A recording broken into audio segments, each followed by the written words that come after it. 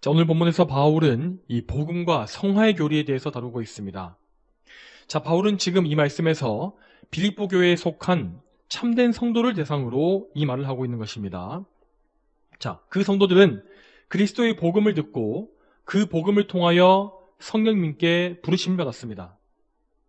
그들 각 사람은 복음을 자기 자신을 향한 개인적인 부르심으로 들었으며 성령님의 역사로 거듭나서 새 사람이 된 것입니다. 자, 이렇게 거듭난 사람은 내적으로 완전히 새로운 피조물이 된 것입니다. 성령께서는 그 사람의 안에 이전에 없었던 거룩한 성품을 심어주시며 하나님을 기뻐하고 죄악을 미워하는 새 사람이 그 안에 태어나게 하십니다.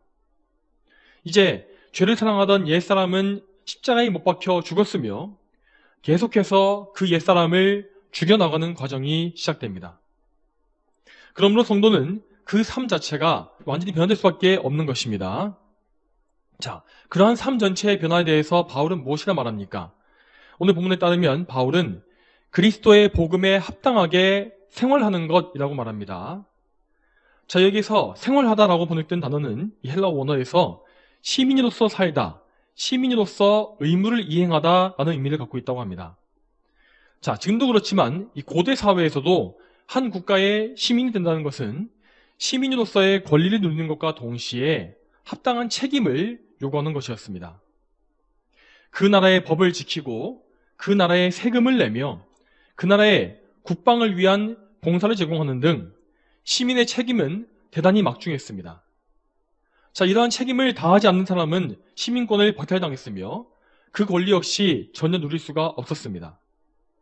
자, 그러므로 이와 같이 복음에 합당한 생활이라는 것은 곧 하나님 나라의 시민, 백성답게 살라는 것을 의미합니다. 하나님 나라의 시민에게는 정말 이루 말로 다 할 수 없는 놀라운 특권과 은혜가 부여됩니다. 하지만 동시에 시민으로서의 의무, 책임도 주어지는 것을 알아야 합니다. 물론 우리는 여전히 죄인이기 때문에 이 성도로서의, 하나님의 백성으로서의 의무를 완벽하게 이행할 수가 없고 또 죄를 지을 때도 많습니다. 자, 하지만 이러한 부족함에도 불구하고 한 번 하나님 나라의 백성으로 부름받은 사람은 그 지위를 잃어버리지는 않습니다. 그렇지만 자신이 자칭 하나님 나라의 시민이라고 말하면서도 그 의무를 전혀 이행하지 않거나 관심도 없는 사람은 애초에 하나님께 속하지 않은 것임을 알아야 한다는 것입니다. 그는 포도원에 들어온 여우 같은 자이며 자신이 구원받았다고 착각하고 있는 사람입니다. 자, 그런데 어떤 사람들은 하나님 나라 백성으로서의 삶이 우리가 죽은 이후에 시작된다고 말합니다. 그렇지만 그것은 대단히 큰 오해입니다. 우리가 하나님 나라의 시민이 되는 것은 성령으로 거듭나서 그리스도를 믿는 그 순간부터이기 때문입니다. 우리가 성령으로 거듭나서 하나님의 백성이 되는 순간 하나님의 나라는 이미 우리 안에 임한 것입니다. 물론 하나님 나라의 이 도래는 예수님의 재림 이유가 되겠지만 성도는 이 땅에서부터 이미 하나님 나라 백성의 삶을 시작한 것이죠. 따라서 우리는 우리 삶의 모든 순간에 하나님 나라의 백성으로서의 책임을 이행하면서 살 수 있어야 합니다. 하나님께서 명령하신 이 법에 또한 순종하면서 하나님의 나라와 그분의 의를 구하는 것이 바로 복음에 합당한 생활입니다. 자, 여러분, 그러면 우리가 지켜야 할 하나님 나라의 법은 무엇이겠습니까? 자, 오늘날에는 이 하나님의 법, 율법에 대해서 말하면 벌써 이 색안경을 끼고 율법주의라는 오명을 씌우는 경우가 많습니다. 그렇지만 하나님의 법이란 곧 사랑의 법입니다. 모든 일을 행함에 있어서 그 중심에 하나님을 사랑하는 것이 있어야 한다는 것입니다. 또한 하나님의 사랑은 우리 이웃에 대한 사랑으로 또 이어집니다. 자, 이러한 사랑이 없이 우리는 결코 하나님의 법에 복종할 수가 없습니다. 자, 여러분, 바리새인들 생각해 보십시오. 자, 바리새인들은 율법을 하나하나 다 외우고 그것을 준수하기 위해서 그들의 인생 전체를 다 바쳤습니다. 그렇지만 예수님께서는 그들이 하나님의 계명을 지키고 있다고 말씀하지 않으셨습니다. 왜냐하면 그들에게는 그 마음속에 사랑이 없었기 때문입니다. 그들의 율법을 지켰던 이유는 자기 자신을 높이고 자기 의를 이루기 위하였습니다. 그들은 자기 자신을 너무나 사랑하기 때문에 그 사랑하는 만큼 율법을 지키는 것이죠.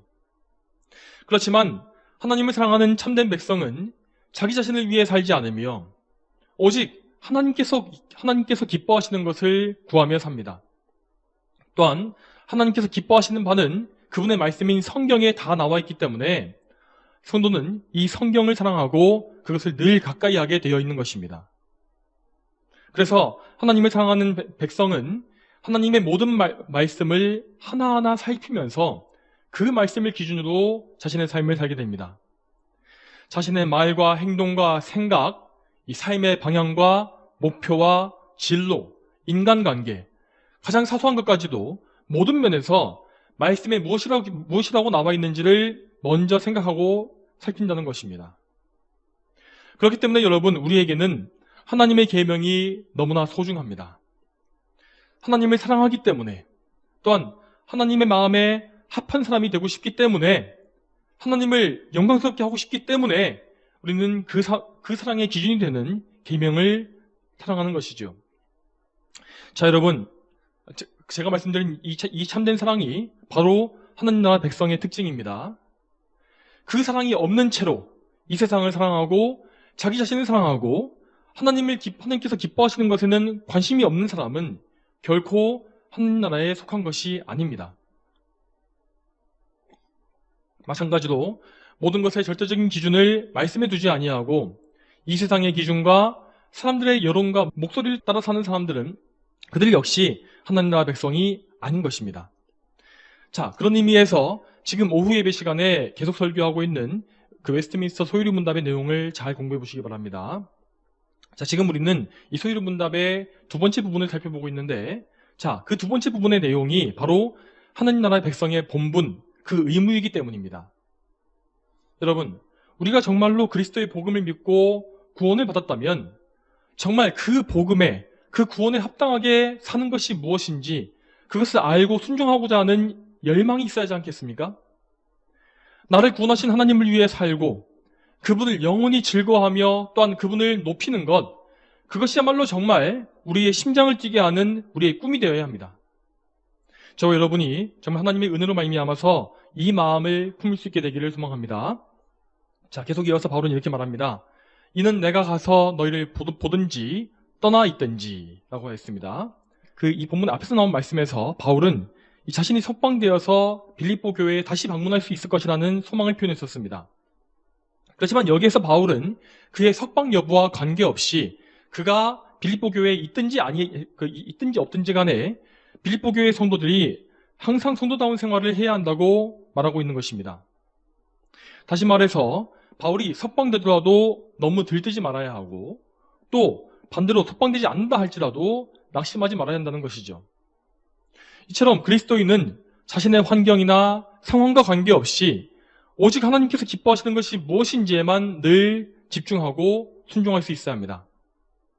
내가 생각하기에 아무리 중요해 보이는 일이 일어난다 할지라도 그것이 하나님과의 관계를 회망하지 못하도록 내 마음을 지켜야 하는 것입니다. 여러분, 이렇게 굳센 믿음을 가지기 위해서는 이 성화의 과정을 반드시 거쳐야 합니다. 자, 성화되지 못한 사람의 특징은 자기중심적이고 정욕적인 성향이 많이 남아있다는 것입니다. 그런 사람들은 하나님의 뜻에 따르지 못하는 핑계를 너무나 많이 늘어놓습니다. 나의 일이 너무나 바쁘고 분주하기 때문에, 또 내가 지금 너무나 힘들고 지치기 때문에, 또 상황의 압박감이 너무나 크기 때문에, 또는 경제적으로 형편이 어렵고 낙심될 일이 많기 때문에, 내 감정이 너무 상했기 때문에, 내가 싫어하는 일이 벌어졌기 때문에 등등, 그 이유는 정말 수천 가지도 더 될 것입니다. 그렇지만 그 어떤 이유라도 하나님과의 관계에 문제를 일으키는 것에는 핑계거리가 될 수 없습니다.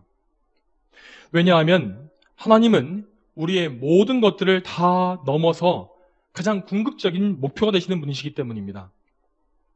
하나님과 동행하고 그분과 교제하는 것은 우리의 최고의 목표이며 또한 우리의 생명과도 직접 연결되어 있는 문제입니다.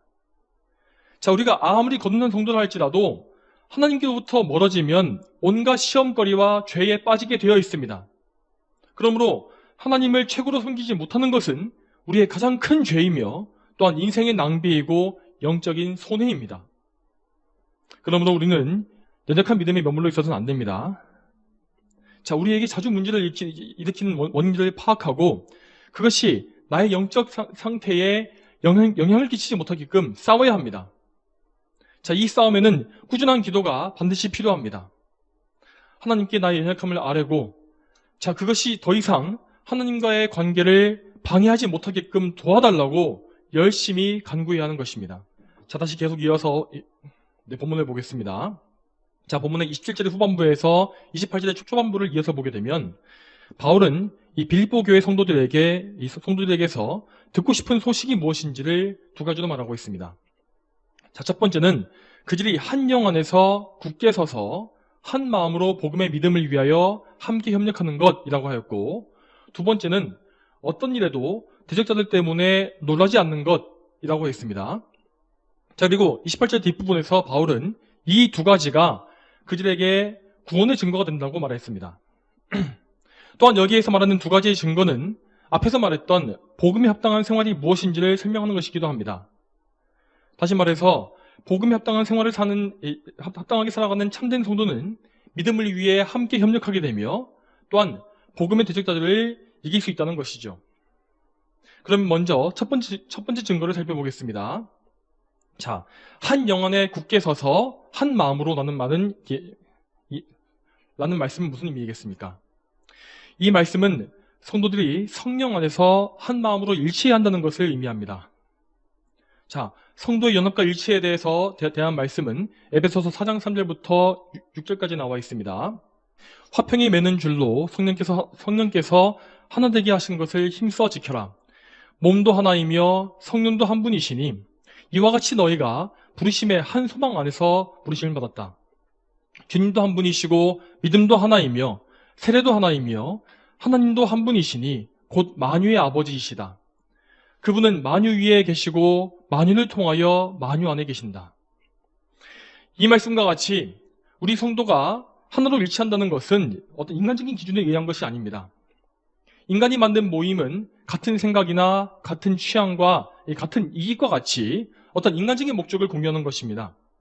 그렇지만 하나님 나라의 백성인 우리는 한 분 하나님께로부터 한 부르심을 받아서 한 분 그리스도를 믿고 한 성령 안에 거하고 있는 것입니다. 성도들은 성령님을 통해서 그리스도와 연합됨으로써 한 몸의 지체들이 되는 것입니다. 그러므로 그들은 한 성령 안에서 한 마음으로 일치하게 된다는 것이죠. 바울 사도는 성도들이 이렇게 한 마음을 가짐으로써 복음의 믿음을 위해서 협력해야 한다고 말합니다. 자, 여기서 복음의 믿음이란 것은 그리스도의 복음을 믿는 참 믿음을 의미합니다. 그리고 협력하다는 말은 함께 씨름하다, 함께 싸우다라는 의미를 갖고 있습니다. 자, 우리가 그리스도의 복음을 위해서 함께 힘을 합쳐 싸워야 하는 이유가 무엇이겠습니까? 그 이유는 이 세상에 복음을 대적하는 원수가 가득하기 때문입니다.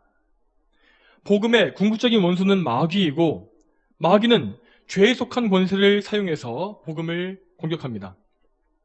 또한 이 세상의 모든 불신자들은 다 죄의 권세 아래에 있기 때문에 곧 마귀의 노예입니다. 마귀는 자신이 노예로 부리고 있는 죄인들을 이용해서 교회를 핍박하고 우리의 믿음을 무너뜨리며 복음의 전파 역시 방해합니다. 자, 이러한 마귀의 계략과 이 공격은 너무나 강력하기 때문에 우리는 항상 영적인 경계를 풀지 말고 굳게 설 수 있어야 하는 것입니다. 또한 우리는 반드시 한 마음을 가지고 영적 싸움을 함께 싸워나가야 하는데 그렇게 하지 않으면 마귀는 우리 각 사람을 각계격파함으로써 승리하게 될 것이기 때문입니다. 이것이 바로 바울 사도가 복음을 위한 협력을 강조한 이유입니다. 자, 그러므로 이 원수들과의 영적 싸움을 잘 싸우기 위해서 성도들은 항상 형제들과의 연합, 이 일치함이 깨지지 않게끔 세심한 주의를 기울여야 합니다. 먼저 자신의 믿음이 올바른 교리와 신앙 고백에 일치하는지를 늘 점검하고 교회 안에서 정통신앙과 다른 말들을 하지 않게끔 늘 조심해야 합니다. 자, 그런데 오늘날 교회 안에 많은 사람들은 이 전통적인 성경 해석보다는 자신의 생각과 의견에 더 치중하고 있으며 또한 여기저기서 주워들은 것들을 교회 안에서 말하기를 좋아합니다. 뭔가 새롭고 참신한 것, 이전에 들어보지 못했던 이 새로운 통찰력을 대단히 좋아하고 이 세상의 문화와 결합된 아주 가볍고 신나는 신앙생활을 추구하는 경향이 많아지고 있습니다. 그렇지만 여러분, 이렇게 비성경적인 것들을 이 교회 안에서 말하거나 도입하는 것은 결국 성도의 한 몸 된 이 일치를 파괴하는 행동입니다. 일치의 기준은 오직 한 분이신 하나님께 있고 하나님의 말씀은 역시 오직 한 개의 해석만 가능한 것입니다. 만일 성도 각 사람이 하나님의 이 한 뜻과 한 말씀에 자신의 기준을 두지 않는다면 복음을 위한 싸움은 애초에 불가능합니다. 또한 두 번째로 우리는 이 형제 간의 연합을 깨지 않기 위해서 이 서로를 사랑하고 아껴주는 마음을 가져야 합니다. 서로 생각이 다르더라도 상대방을 온유하게 대하고 항상 덕스럽고 정중하게 교제해야 합니다. 세속적이고 거친 표현이나 상처를 주는 말 등을 극히 주의하시고 늘 하나님께 대하듯이 다른 형제들에게 행하는 우리 모두가 되어야 할 것입니다. 만일 이러한 마음 없이 다른 형제에게 함부로 대하는 사람이 있다면 그 사람은 곧 그리스도의 몸을 함부로 대하는 것임을 알아야 할 것입니다. 여러분, 만일 한 교회 안에 그리스도의 몸에 해를 주는 사람이 많아지게 된다면 그 교회가 어떻게 한 몸을 이루어서 한 마음으로 협력할 수가 있겠습니까? 우리는 늘 이 사실을 기억하고 그리스도의 복음을 위해서 자신을 절제하고 인내하는 믿음을 가질 수 있어야 합니다. 이렇게 우리가 믿음으로써 그리스도의 몸을 든든히 세워나갈 때에 우리의 대적자들은 능히 우리를 두렵게 하지 못할 것입니다. 자, 이제 28절에 나와 있는 이 두 번째 구원의 증거를 살펴보겠습니다. 28절의 첫 번째 문장입니다. 자, 또한 어떤 일에도 대적자들 때문에 놀라지 않는다는 것을 듣고자 합니다. 자, 특별히 초대교회 안에 당시의 성도들에게 이 대적들을 두려워하지 않는다는 것은 매우 중요했습니다. 마귀는 이제 막 시작된 교회의 싹을 잘라버리기 위해서 온갖 불같은 박해를 자행하고 있었습니다. 그래서 당시 교회는 정말 다양한 대적들의 다양한 부류의 원수들에게서 공격을 받았는데 우선 로마 당국의 권력자들이 정치적인 이유에서 교회를 핍박했고 또한 그리스 철학과 우상에 빠진 이 헬라인들 역시 종교적인 이유로 교회를 핍박했습니다. 그리고 유대인들 역시 교회를 미워했으며 또한 어떤 유대인들은 교회 안에 들어와서 율법주의적인 교훈을 퍼뜨림으로써 교회를 위험에 빠뜨리기도 했었습니다. 이런 상황 속에서 교회는 마치 사면초가의 위태로운 처지에 있는 것처럼 보였고 성도들은 그 믿음을 지키기 위해서 생명까지 내어놓아야 하는 상황에 내몰리곤 했습니다. 당연히 이런 가운데 두려워하지 않고 믿음에 굳게 서는 것은 정말로 어려운 일이었습니다. 그래서 그 당시 말씀의 사역자들은 이 박해받는 성도들을 격려하기 위해서 많은 노력을 기울였습니다. 그래서 그 당시에 기록된 히브리서에도 그런 말씀이 나오는데 히브리서 11장을 보게 되면 고난 가운데서도 믿음을 지켰던 선조들에 대한 이야기가 많이 나와 있는 것을 볼 수 있습니다. 자, 그리고 히브리서의 저자는 이 믿음을 위해 박해를 감수했던 수많은 성도들을 언급한 뒤에 그들을 가리켜서 세상이 감당하지 못하는 사람들이라고 말합니다. 자, 이 세상 권세를 잡은 마귀는 성도들의 믿음을 꺾어버리려고 온갖 노력을 다하지만 그는 참된 성도를 도저히 이길 수가 없습니다. 왜냐하면 그 성도들은 하나님의 굳센 손 안에 있기 때문입니다. 하나님은 그분께서 택하신 백성들에게 계속해서 은혜를 공급해 주시며 그들의 믿음을 지킬 수 있도록 보호하십니다. 그러므로 성도들은 하나님께서 주시는 능력으로 말미암아 믿음을 지키게 되고 또한 그들의 주인이신 하나님으로 인해서 대적들을 이길 수가 있는 것입니다. 자, 그리고 바울 사도는 이러한 소식들을 빌립보 성도들에게서 듣고자 한다고 말했습니다. 자, 여러분, 왜 바울은 빌립보 교회로부터 이러한 소식을 듣고 싶어 했던 것일까요? 왜냐하면 참된 성도는 그의 형제들을 사랑하기 때문에 그들이 열매를 맺는 것에도 많은 관심을 가지기 때문입니다. 성도들은 영적인 복락이야말로 진정한 복이고 참된 기쁨이라는 사실을 알기 때문에 형제의 유익과 영원한 생명을 위해서 그들의 영혼이 잘 되기를 바라는 것이죠. 성도는 자기 자신이 영적으로 성장하는 것도 기뻐하지만 자기 형제들이 영적으로 성장해 갈 때에도 정말 기뻐합니다. 그리고 혹시라도 자신에 비해서 형제가 더 많이 성장하는 것처럼 보인다 할지라도 그는 질투심을 느끼지 않습니다. 오히려 그는 그 형제의 모습을 통해서 성화가 더딘 자신의 모습을 회개하게 됩니다. 그리고 자신 역시 그 형제처럼 하나님의 은혜에 합당하게 생활하기 위해서 더 힘쓰게 되는 것이죠. 자, 이러한 선한 경주는 모든 성도들을 함께 발전시키는 동기가 됩니다. 교회 안에서 장성한 성도는 연약한 성도를 또 이끌어주고, 또 비슷한 성화의 단계에 있는 성도들은 이 서로를 보면서 더 큰 사랑과 열심을 품게 된다는 것입니다. 그리고 특히 사역자에게는 이런 열망이 더 커야 합니다. 자, 바울 사도가 보여주었던 모범을 늘 잘 생각하시기 바랍니다. 그는 이 말씀에서 그가 가진 사역자로서의 소명을 정말 많이 보여주고 있습니다. 그는 성도들을 직접 만나고 싶어하는 열망을 가졌고 그들과 함께 동고동락하기를 원했습니다. 또한 바울은 성도들이 그리스도 안에서 성화의 열매를 맺게 되기를 전심으로 바랐습니다. 자, 이것은 일찍이 우리 예수님께서도 보여주셨던 열망이었습니다. 예수님은 그분의 사역기간 동안에 그분의 양떼를 먹이기 위해서 항상 힘쓰셨으며 또한 그분의 곁에 있었던 제자들을 위해서 항상 기도하며 그들을 가르치셨습니다. 참된 사역자는 이러한 예수님의 마음을 품어야 한다는 것입니다. 그는 목자장이신 예수님께 부름받은 목동으로서 예수님의 양떼를 먹이는 일에 충성해야 합니다. 그래서 소명을 받은 사역자의 기쁨과 소망은 그의 사역을 통해서 성도들이 영적으로 성장하는 것을 보는 데 있습니다. 이것을 위해서 목회자는 말씀 사역과 기도로서 늘 수고하는 것이고 자신 역시 모범이 되기 위해서 거룩한 성화를 힘쓰게 되는 것입니다. 다시 본문의 28절로 돌아와서 바울은 성도들이 복음에 합당하게 사는 것이 곧 성도들에게는 구원의 증거이고 대적들에게는 멸망의 증거가 된다고 말합니다. 자, 이 구절은 하나님께서 주권적으로 베푸시는 은혜를 기초로 이해해야 하는 말씀입니다.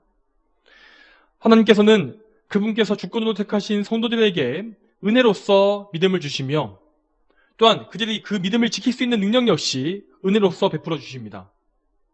이러한 풍성한 은혜 가운데에서 성도는 강한 의지를 발휘하여서 믿음을 지킬 수 있으므로 곧 그들의 믿음은 그들에게 하나님의 은혜가 임해 있다는 사실을 증거하는 것입니다. 자, 이와 반대로 그리스도인들을 대적하는 자들은 그들에게 하나님의 은혜가 없다는 사실을 증명하고 있는 것입니다. 자, 그들에게는 죄에서 돌이켜주시는 하나님의 은혜가 나타나지 않으며 믿음이나 거룩함의 증거 역시 없습니다.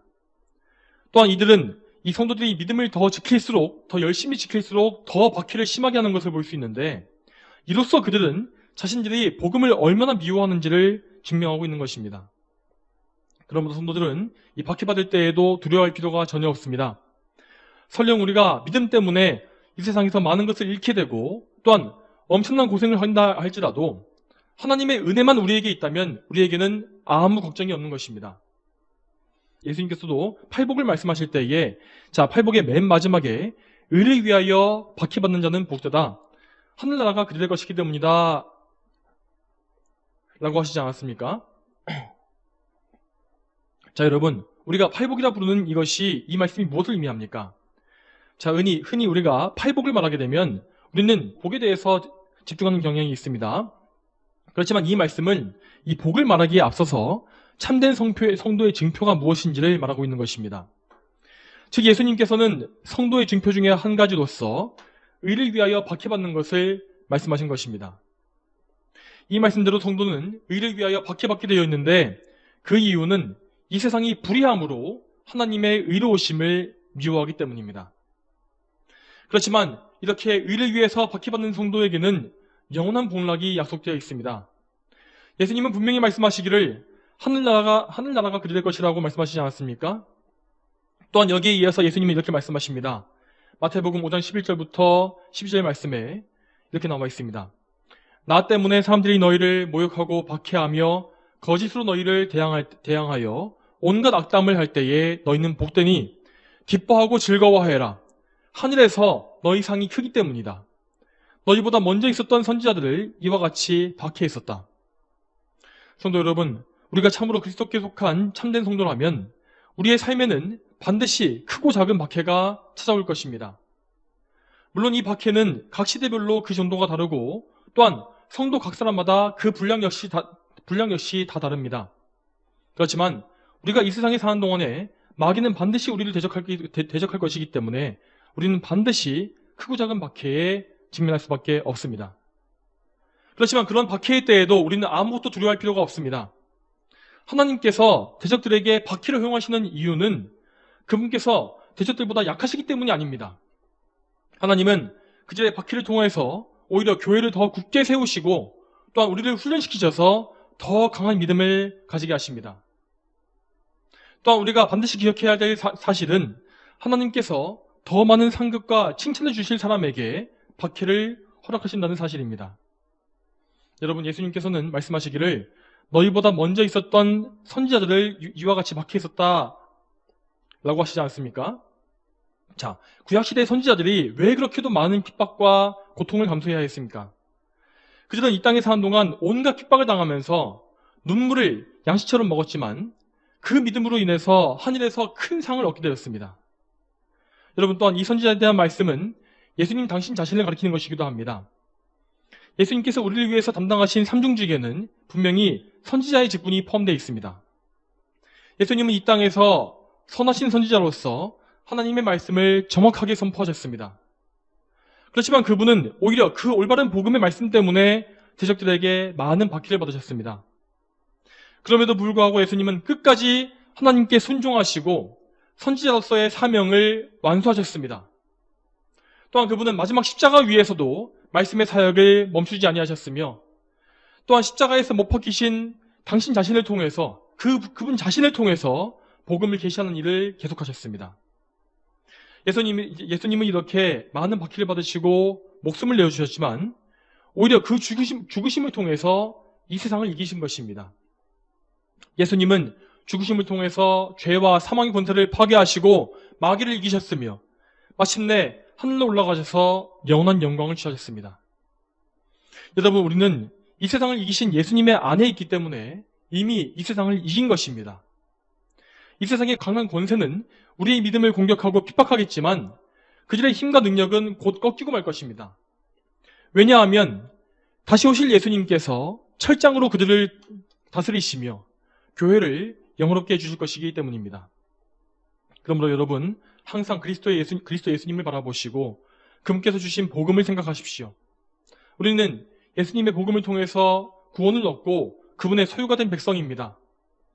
그러므로 우리는 예수 그리스도의 복음에 합당하게 생활해야 하고 또한 하늘나라의 백성으로서 담대하게 믿음을 지키는 일에 온 마음을 기울여야 합니다.